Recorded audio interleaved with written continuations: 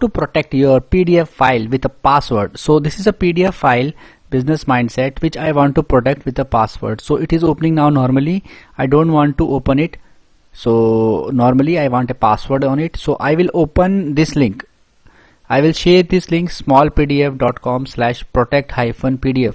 I will share this link in the description of this video.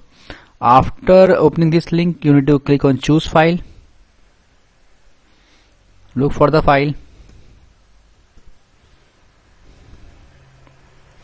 This is the file. You can type in the password.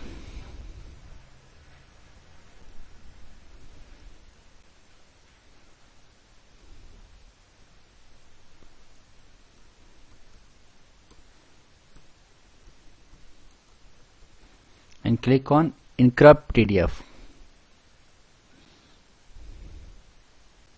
You can download this file.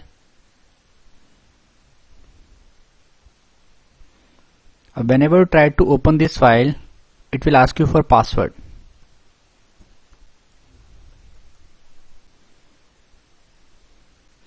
I hope now you will be able to protect your PDF file with a password. In case you find this video helpful, friends, you just hit on the like button and also subscribe my channel for my upcoming videos.